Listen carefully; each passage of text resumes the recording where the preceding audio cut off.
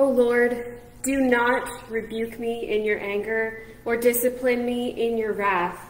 Be merciful to me, Lord, for I am faint. Lord, heal me, for my bones are in agony. My soul is in anguish. How long, O Lord, how long? Turn, O Lord, and deliver me. Save me because of your unfailing love. No one remembers you when he is dead. Who praises you from the grave? For I am worn out from groaning. All night long I flood my bed with weeping and drench my couch with tears. My eyes grow weak with sorrow. They fail because all my foes. Away from me, all who do evil, for the Lord has heard my weeping. The Lord has heard my cry for mercy. The Lord accepts my prayer. All my enemies will be ashamed and dismayed. They will turn back in sudden disgrace. These are the words of the director of music. It was set to stringed instruments according to the Sheminith, a psalm of David. This is Psalm 6, verses 1 through 10. It's an example that I briefly mentioned in my blog from this week about biblical lament. When we talk about lament in our lives, when we talk about the big sorrows, the grief, the anger, the hurt, the moments where we just don't know how to feel, the moments where we don't even realize how strongly we feel about something until someone says, take a breath. Have you ever had these moments in your life where you don't even realize how stressed you are until you stop and you realize, I feel my stress in my bones? I know there have been a few points during my life where I've had these moments where it wasn't until I stopped and tried to take a breath that I even realized how long I'd been holding my breath, how long I'd been holding in anger and grief and sorrow and hurts.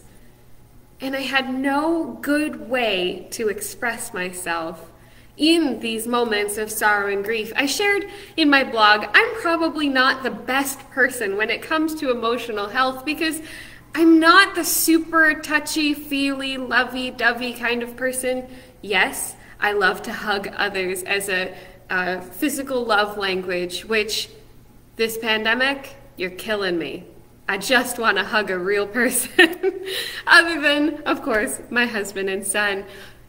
But how do we deal with the stresses and things that build up in our life in a healthy way so that when push comes to shove, we don't find ourselves snapping at the ones that we love the most and lashing out in anger in ways that at best we can describe as unhealthy?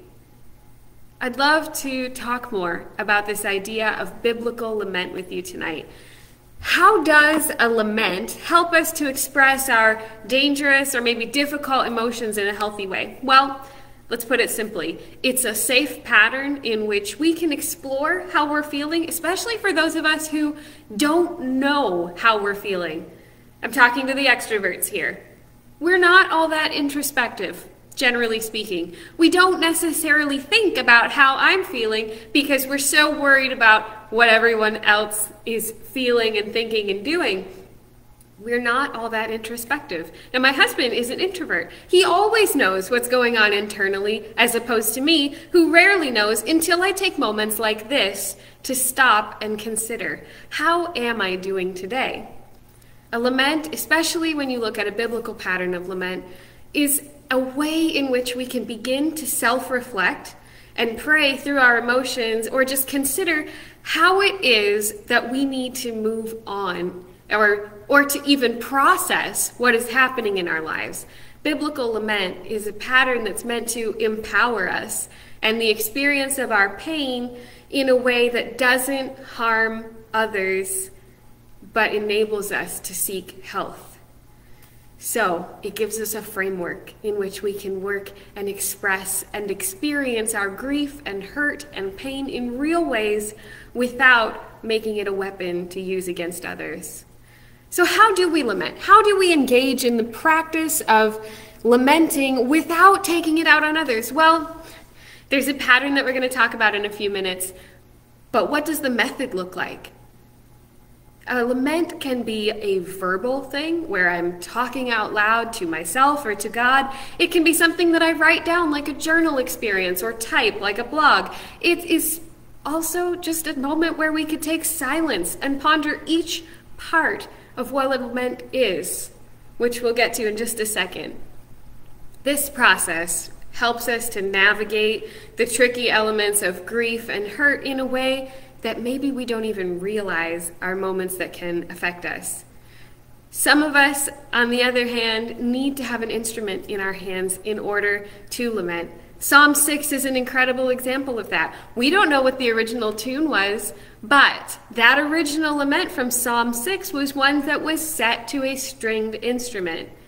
And whether they played it well or whether they played it like a cat wailing in the night, it doesn't matter. The fact is, people chose to pursue and understand what it was they were feeling in a healthy and safe way. So what are the elements of lament? Let's walk through them. Typically, in a biblical lament, we see the starting point of an intimate address. Now, most often in Scripture, this is where we are raging against God, and so we name God as the person to whom we are lamenting. If you're going through something in your life where you're feeling stress from another individual, you can address them in your journal. It's really helpful, though, if you take the lament to God about the situation that you're in, because then you're not directly raging against this individual and trying to work through all of these feelings. Instead, there's a neutral third party that you're raging to in the person of God. Name the person you're sharing your lament to in the intimate address. Then you bring your complaints. What is going on that's causing this grief, this rage, this pain? Maybe you don't know until you start writing. But start writing everything you're feeling angry about, everything you're feeling stressed about, all these moments that are causing you such grief and rage and pain. Get it out. Get it on paper, get it out in the air, get it to music, get it out.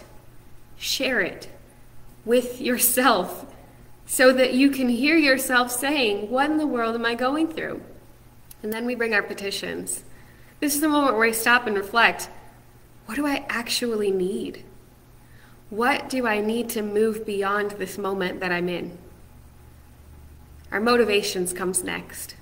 Now, this can be a hard point for some of us. I know there have been more times than not that I've gone through the intimate address of telling God, okay, maker of heavens and earth, hear my complaints. And then I list them, and then I give my petition, here's what I need to make it better. And when I get to motivations, I realize, ooh, I'm actually partly at fault here because my motivations are selfish.